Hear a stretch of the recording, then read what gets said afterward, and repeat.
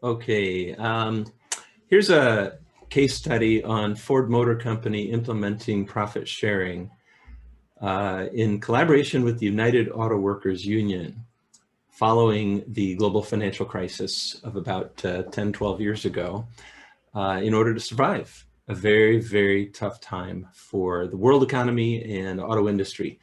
General Motors and Chrysler had gone bankrupt and were under the control of a judge, not their board of directors, a judge who could throw out defined benefit pensions going forward, throw out retiree health care, throw out any other perks that made the company unsustainable.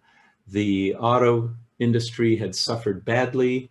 Detroit, Michigan's population had dropped from 1.5 million people to 750,000. Half the population moved away. I grew up in Michigan. I know where the factories are, and I tell you, I drive by and the factories are closed. A lot of the factories. And so this was a tough time. Ford did not go bankrupt. Instead, they went to their union, United Auto Workers, and said, guys, if we go bankrupt, they're going to throw away all the stuff you've negotiated for.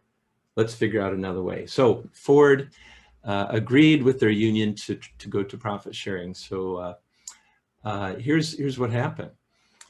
The Ford Motor had a good year following the financial crisis. 2012 was good, and 2013 was even better. So they had 7.2 billion in profits in 2013. Okay.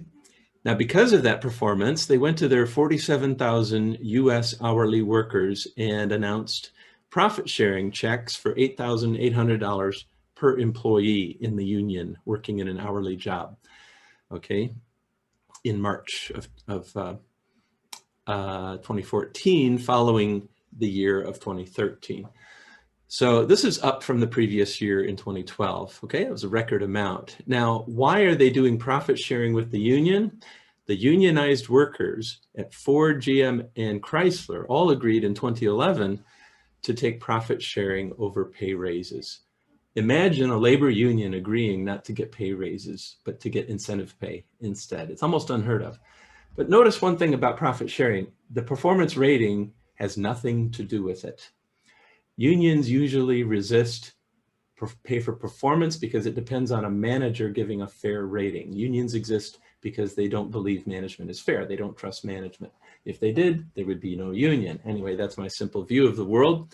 But profit sharing does not involve manager performance ratings, which they probably don't trust. Instead, it's just bottom line. So they all agreed to profit sharing.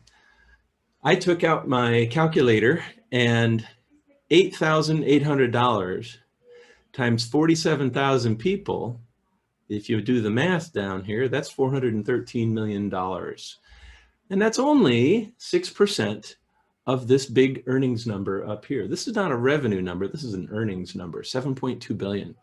So about 6% was paid out in profit sharing. Okay, imagine sending an email to payroll with that payout. Okay, please pay this on the next pay period, password to follow. Yeah, interesting. So profit sharing is really a company-wide incentive. This is my teaching material. I teach on incentives to promote collaboration and a one company mindset. Everybody gets the same thing. You can be transparent about it. You can stand up in a town hall and put up a slide that says $8,800 and talk about how you achieved it together.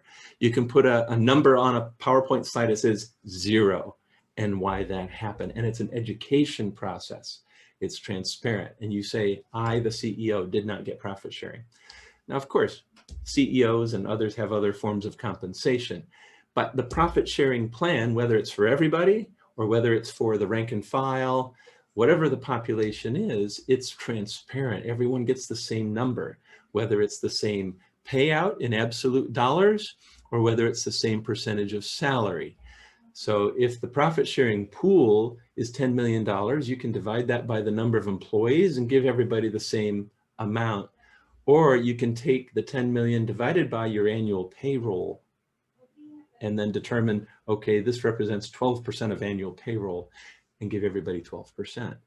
So they get the same percentage. So there's two ways to do it, but it's the same number or it's the same percent. You can be transparent with it. It could be 0. Okay, so here's how it looks.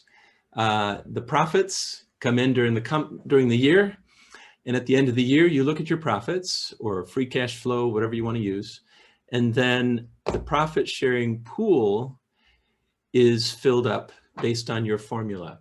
You can have a first dollar plan where a percentage of earnings goes into the profit sharing pool, or you can have a threshold plan that says a percentage of earnings in excess of the threshold will go into the profit sharing pool. So it depends on where you want to set that threshold.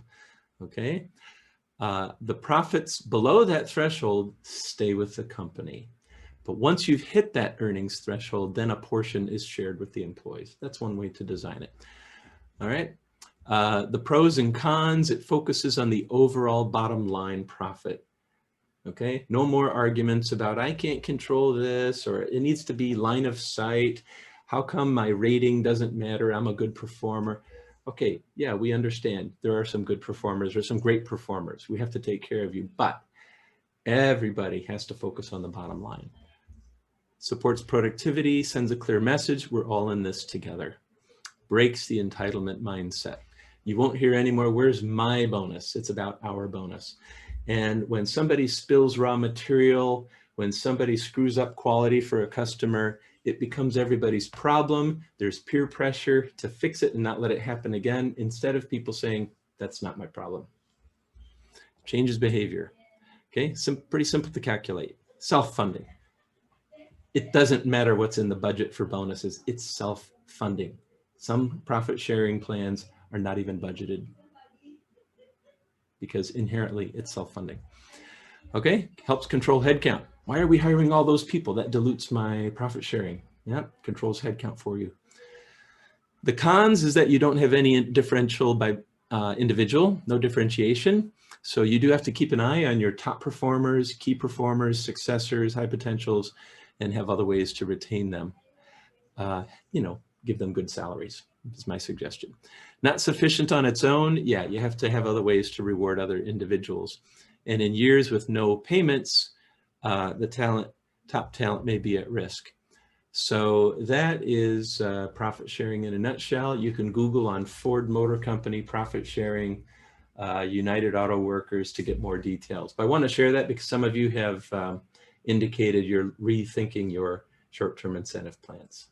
Good luck.